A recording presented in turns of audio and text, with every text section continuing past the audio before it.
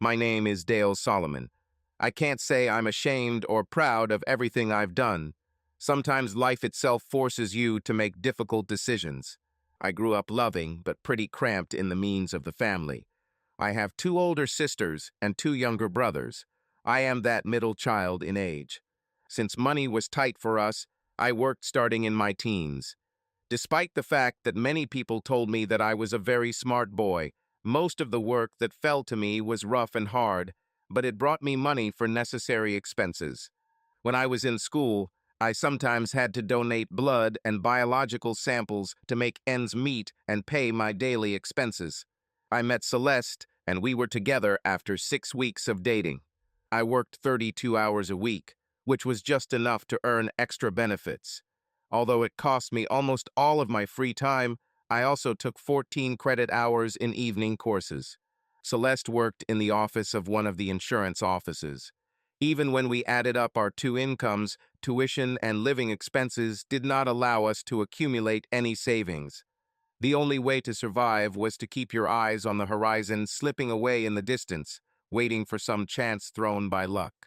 When the lack of money began to seem like a truly insurmountable obstacle, or rather we, decided that a short service in the army would do me good. The benefits mentioned in the GI Bill seemed like the best long-term solution. A month after I started boot camp, Celeste told me she was pregnant. She also said that her parents agreed to help with the child when the appropriate time came. I was young and stupid. Yes, I know this is not an acceptable excuse, but then I was so devastated that it didn't even occur to me to check. We had been married for 2 years when Celeste gave birth to our son. If it had been a girl, she would have been named Gloria. Since it was a boy, we agreed on the name Darrell Thomas in advance. And, less than a month after giving birth, I was served with divorce papers. At that time, I was still in the service, far from my home. In the petition for divorce, Celeste did not demand from me either alimony or money for child support. Attached to her application was a copy of my birth certificate, which stated in black and white that I no longer had a son named Darrell Thomas Solomon. Instead, the document identified Celeste's co-worker, Wendell, as the child's father Trute. That's how Darrell Thomas disappeared, and the child's name was Wendell instead Trute Jr. The petition did not stipulate any conditions for the visit, since formally I was no longer the boy's father. My comrades convinced me that losing such a wife was the best possible outcome for me. It was difficult to object to this. However, try telling that to my broken heart. Since the day I was served with the divorce papers, I have never spoken to Celeste. Don't get me wrong, it took me a long time to regain my confidence and trust in women. But in the end, I succeeded. I found a woman who truly loves me, and even despite this, we achieved almost nothing. I met Dee at one of the neighborhood barbecues. She was the sister of one of my neighbors, whom I didn't know very well at the time. Although she had been to a few of these parties before, we had never spent much time together. That evening I was too in a shell, still worried about the consequences of the divorce, to take the first step. Dee sensed my stiffness and broke the ice by talking to me. "I heard you wore a military uniform," she asked, casually starting a conversation. "Yes, ma'am. And you?" "No, I'm a completely civilian person," she smiled. "How long have you been back?" "About 9 months. Are you here alone today?" I asked just in case. "And not only today. What about you?" Imperceptibly and easily, she switched to a more informal style of communication. "Yes, free and carefree," I grinned, adapting to her communication style and feeling as if this woman and I had known each other for a long time. "I'm just trying to be sociable." "What house do you live in?" "Oh, I don't live next door. My sister invited me here. There she is," she said, pointing to the woman, talking with someone on the side who was not at all like her. "Well then, what brings you here?"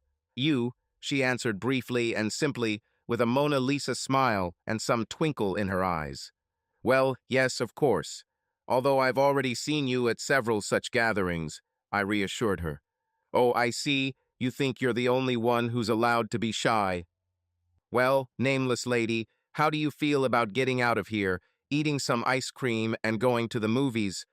By the way, my name is Dale, I introduced myself, putting forward a businesslike and quite cultural proposal, which under certain conditions could have an interesting continuation for both of us. I would love that, Dale. How about you call me D?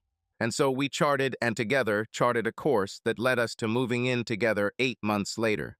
D was studying and preparing to take the exam soon to become a lawyer. After receiving my bachelor's degree, I got a management position in a distribution center. We rented a house in an ordinary residential area. From time to time, we would take a vacation and go to Las Vegas for the weekend. Life together seemed quite pleasant and good, although neither of us talked about marriage.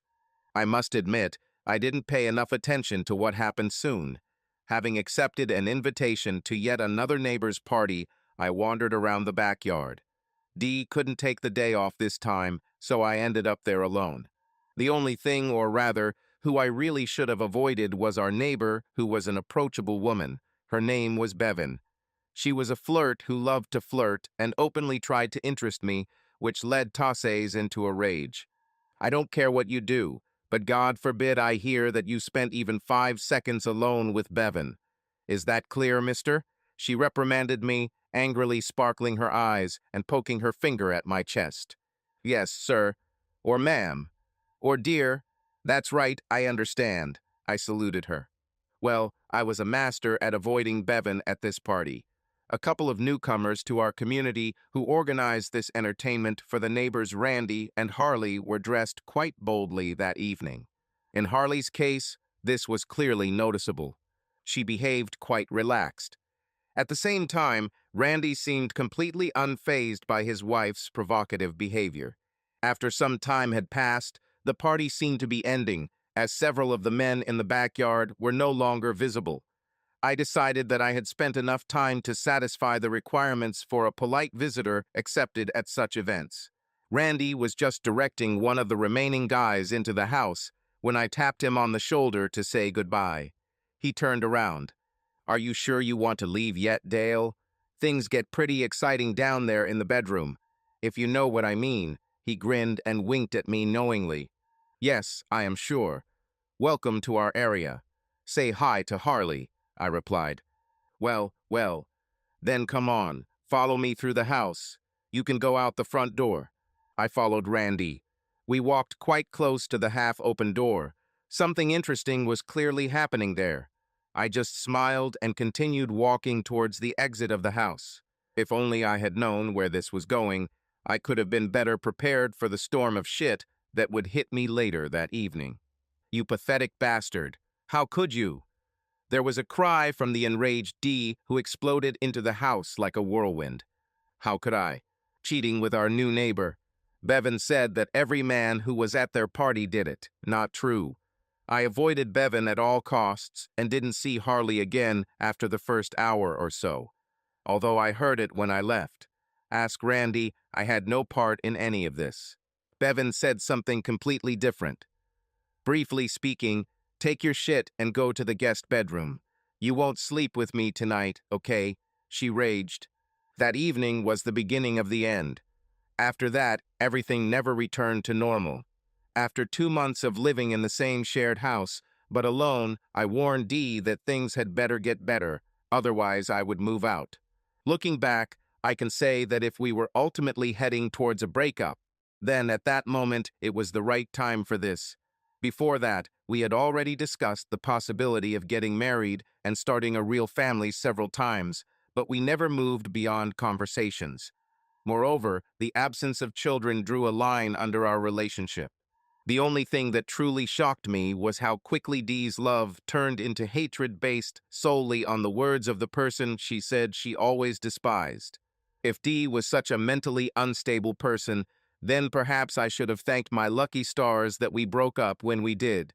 Although, try to say this to my heart, which is aching from unfulfilled hopes. In the end, I found another apartment and moved out. Somehow, I wasn't at all shocked when Bevan left a message on my cell phone shortly after, asking if I wanted to meet her.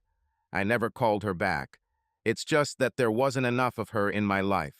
I had been alone for almost a year when my heart received an unwanted jolt. Over the years, I still haven't gotten around to deleting Dee's contact information from my cell phone. So when it buzzed one Saturday night and Dee's number flashed on the screen, I didn't know what to do. My stomach suddenly tightened, my heart raced faster, and my palms began to sweat. What the hell did she want? The easiest way was to send a message, and after long, unsuccessful trills, the phone fell silent for a while, and then briefly rang, notifying me of his arrival. Hey, Dale. I was wondering if you'd like to meet up sometime.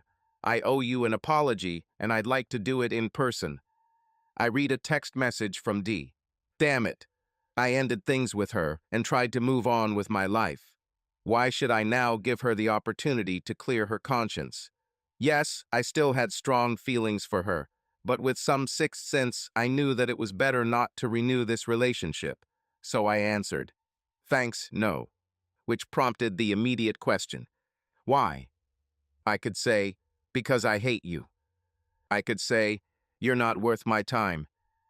I could also write, because you are crazy. Instead of all this, I didn't answer her. I woke up on Sunday morning to find a series of new text messages from Dee. Since I didn't want to meet with her, she was apparently going to put everything she knew and wanted to tell me in a bunch of text messages, so they poured into my phone one after another. Apparently Randy and Harley filmed their games, as well as what they offered. Somebody's divorce lawyer got wind of it and filed a lawsuit. An analysis of the video presented in court in this case detailed who was involved in the act. As I emphasized on that fateful day, I was not one of the characters in their party. Wow, now she believed me and regretted what she had said and done. Although I haven't kept an eye on her since our breakup, I decided to give Dee a taste of her own bitter medicine. I wrote, "It doesn't matter now. From what I hear after I left, you became one of the most easily accessible ones in the area. I know I could never live with a woman of her behavior. Have a happy life, Dee." Almost instantly, the phone rang. Dale, that's not true. Who did you hear that from? That's not who I am. Let her be angry, maybe it will be good for her. I didn't answer. Unsurprisingly, my phone started ringing within minutes, and I finally turned it off. Let's talk about how to touch a nerve. Maybe I should have kept statistics. After my remark about her frivolity, a barrage of several dozen SMS and voice messages fell on my cell phone, of course. All of them remained unanswered. She desperately wanted to protect her reputation. How could I allow even a tiny thought that this was true? The flow of messages and calls stopped only after 2 weeks. Glory to the eggs. The last one sounded like this. "I'm so sorry. I understood everything. I made a wild accusation that you couldn't defend. I finally realized that you did the same thing to me. I threw out a good man, and now I regret it. I'll leave you alone. But I still love you. D." A week later, I decided to meet Dee for a drink or two. Why? It was difficult for me to explain this even to myself. Perhaps her last text message gradually melted my previous resolve not to communicate with her anymore. Part of me screamed, "Run!" But the main idiot assured me that he had everything under control. Dee came to our meeting fully armed. While we were together, she always dressed quite conservatively, but today her appearance was special. "Dale, my eyes are up here," she said with a grin on her face. "And they are very beautiful too, Dee," I answered with difficulty, tearing my gaze away and raising my eyes upward. "You went out of your way to make me admire you, so it would be impolite for me to ignore you. How are you doing?" Full of optimism. "And you?" "It's too early to say. What should I order you to drink?" "White wine. That hasn't changed." "Don't you think this skirt is too short?" she asked as if by chance. "It might not be suitable for a church, but it's just right for a bar like this." "Do you come here often?" I asked. For the first time. I was hoping to find someone like you. "What about you? You're probably a regular here." "Yeah, this is my favorite place to pick up girls.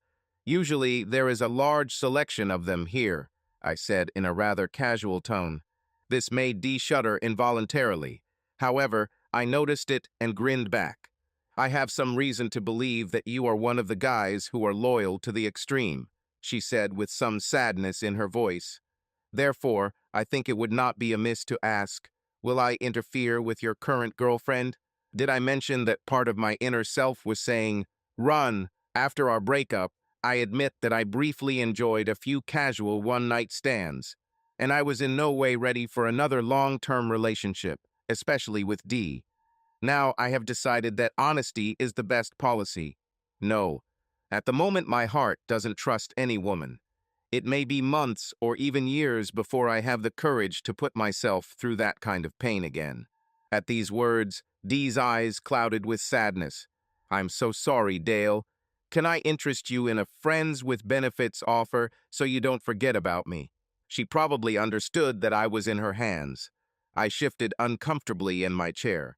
First, I need to buy protective equipment, I muttered. She shuddered again and began.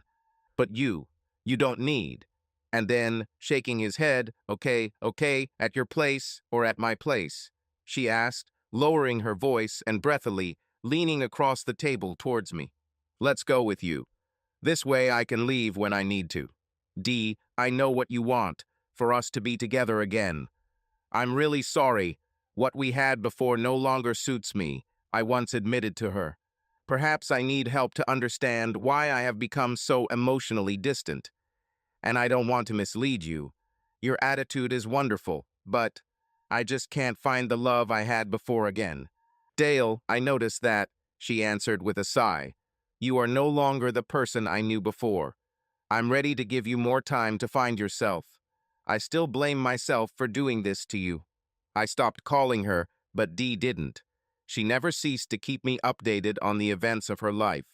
Even though I refused, she continued to periodically invite me to stay at her place for the night. The problem was that it wasn't just Dee that I wasn't interested in. I came to terms with the fact that I needed professional help to overcome the depression that had taken over me. Dave, my counseling psychologist, had some good success and convinced me to invite Dee to join us for a few sessions. During them, he was not politely gentle with her, persistently getting to the very essence of the problems and contradictions that existed between us. The realization that Dee had never truly trusted me made her return home in tears. As a result, she took it one step further and began conducting her own private consultations.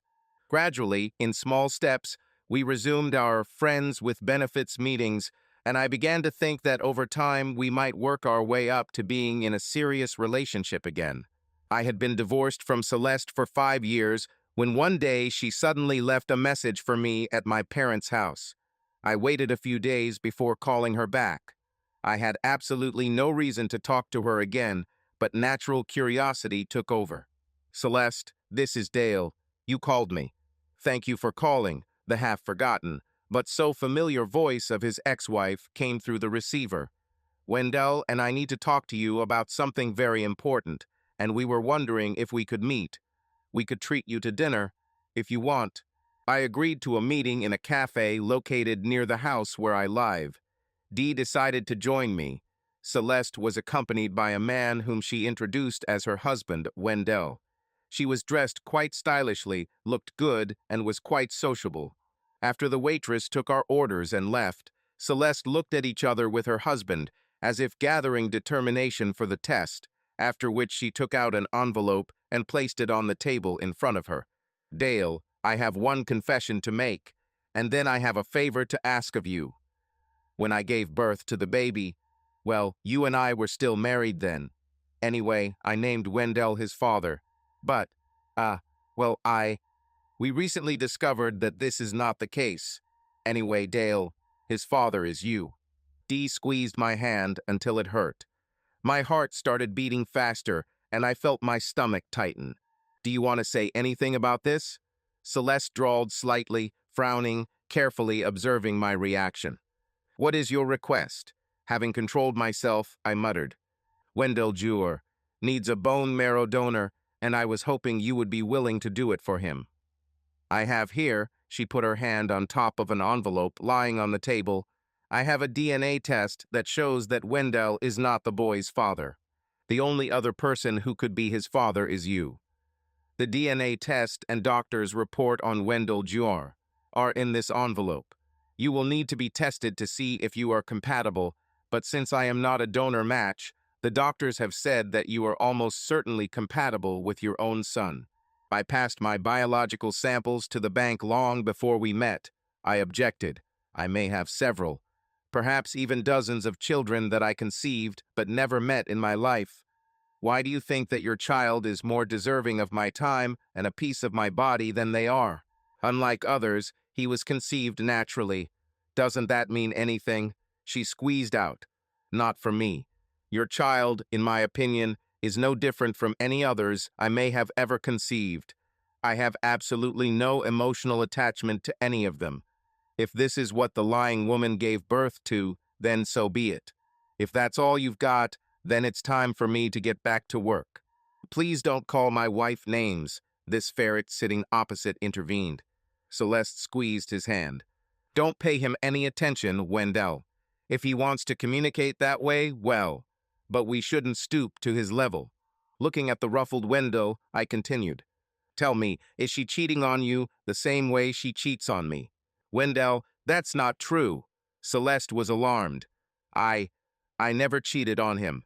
I didn't have any lover. He's always lying. Dee laughed and began to mock Celeste. Oh, I've never cheated. Wendy, it's not considered cheating with you. Celeste, with her face revealed by spots, was practically screaming.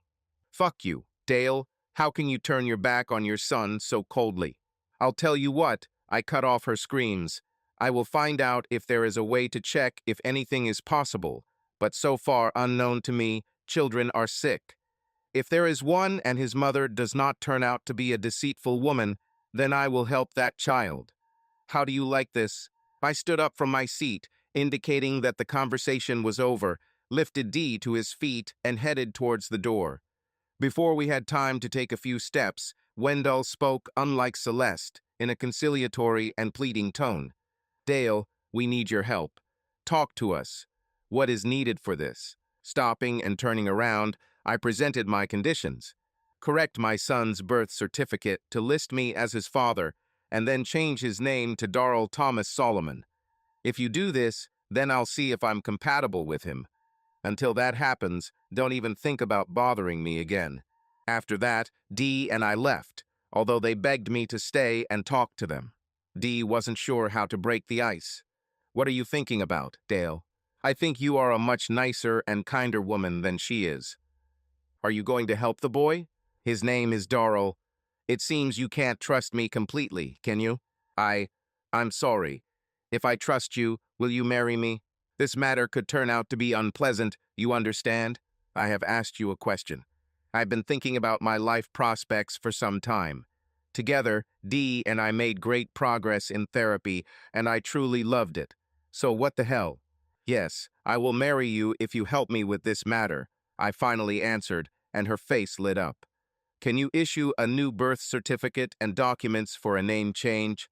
Oh yes, I will be happy to help you. The next day I was busy with some work, but Dee delivered the already completed documents by courier. The instructions to Celeste and Wendell were to complete all the paperwork with the notary and then call us to set up the next appointment. The kit also included a DNA testing kit, so I could see if Darrell was really my child. Another day passed before we met them again. It's nice that you joined us today. Did you bring the completed documents as agreed? Dee asked busily, acting very professional. Yes, everything is here in the envelope. And here's a DNA swab from from Darrell. Celeste quickly corrected herself, stuttering for a second. I immediately intervened. We will not submit these documents until all medical procedures are completed. By the way, I have a list of questions that you both will have to answer. We need to determine how medical expenses will be paid. As far as I know, you also have a 2-year-old daughter. Yes, Audrey celebrated her 2nd birthday last month. When are you getting tested, Dale? As soon as my consultant tells me everything is okay. That evening, I gave Dee detailed instructions on how to prepare the documents. This contradicts my common sense, she told me with some doubt, but I trust you, Dale. For our sake, I hope that whatever you have in mind is not only legal, but also successful. Didn't I tell you how much I love you? Very soon you will love me as much as I love you. Oh, that's it. I'm daydreaming. You'll never catch up with me in this, mister. D laughed. Another day passed, and we all gathered around the negotiating table again. Thank you for joining us. Although I'm not too sure that I want to help you, I began the dialogue with a slight frown. Dale, please don't say such things. Celeste sobbed pleadingly. The boy really needs your help because his condition has begun to deteriorate. Does Darrell like his sister Audrey? I asked a question that, apparently, they did not expect. Why, yes, she answered, sniffling. Does Audrey like her brother Darrell? Yes, but why? It would be a pity to separate them, I interrupted her question. If you want me to authorize a bone marrow transplant, then you must give me full custody of both children. In my opinion, it would be too difficult to separate brother and sister. Wendell and Celeste at the other end of the table turned into pillars of salt, their eyes rolling and their mouths open in shock. And I don't think it would be a good idea for you to have visitation rights for the next 2 years. Let them get used to their new parents first, I added. Wendell was the first to unfreeze. His face contorted, and jumping up from his seat, he shouted, "What the heck? No way I will allow you to steal my daughter. Sorry, Ferret, but you stole my child first. So what's the difference then?" I shrugged. I didn't. I didn't steal it. Celeste told me that I was his father. This is a turn, isn't it? To think that the cheater lied to you, what a surprise. Tell me, did you know she was married when you started being with her? Wendell didn't answer, but pulled back, plopping back into his chair and looking somewhere to the side. Come on, you asshole, answer this fucking question. Why, yes, he squeezed out with difficulty. Ahem, I see. Apparently, it's normal for you to steal someone else's wife. You have an excellent set of moral principles. Congratulations, you two are simply made for each other. Bending lips in an ironic smile, I stated. Then he slammed his palm on the table. Okay, do you want me to help you? Then register the children, both children. On me. Dee has already prepared all the documents for this. Celeste sniffled, barely holding back her sobs. Dale, how can you be so heartless? Look in the mirror, I snapped. In it, you will see how heartlessness itself looks back at you. Briefly speaking, I won't repeat it again. Bring the completed documents and bring the children when you are ready to continue the conversation. Wendell and Celeste were sobbing into each other's shoulders as Dee and I left the room. After this meeting, Dee was very quiet, and from time to time I caught the worried glances she cast at me. What she saw and heard during the negotiations greatly disturbed her. You know, Dale, this is a side of you that I never knew existed. It sounds like you have a lot of repressed anger inside of you, she told me. Dee was probably right. I felt that something was accumulating inside me and was looking for a way out. When I started speaking, my voice was not loud, but after just a few minutes, I was almost screaming. What makes you think that? I fell in love, then got married, and then served my country so that my family could have a better life. I did what a husband and head of the family was supposed to do. And what happened? Someone just took my heart and tore it out. You can understand how I felt then, right? Oh, wait a minute. No, Di, you can't, because later, when I was with you, I acted with the same responsibility with which I should have acted. But was that enough for you? Nuuo, I'm treated like crap, and my heart is being mercilessly ripped out again. Now they tell me that I have a son who was stolen from me. Did something similar happen in your life, too? I don't think so. Maybe you're right. I'm overreacting. What am I thinking about now? Let me take a deep breath and stop being so childish. What I'm thinking is that maybe I was too hasty. Maybe it's not such a good idea for us to get married. I started to get up with the intention of leaving when Dee attacked me. She was as loud and boisterous in her speech as I was. Sit down now. You're not going anywhere. Like this. Look, I'm so sorry. I tried to make amends to you. I screwed up. I know it. You know it. And I didn't doubt you. I was just trying to get you to talk to me. I think I succeeded. Maybe now you can calm down a little. I hope so. Yes, you're right. Celeste gave you a big shit. And then I added my own crap. Sorry again for this. I agreed to trust you with this DNA matter, but you have an advantage over me. Honestly, I have no idea where this is all going to lead, and what the hell are we going to do with 2 children? She exclaimed, clutching her head. So forgive me if I seem too worried to you, but until you let me in on your plans, I think I have the right to be nervous. We both had tears in our eyes by this point. I swallowed the lump in my throat and answered, Sorry, what you said. I admit it's true.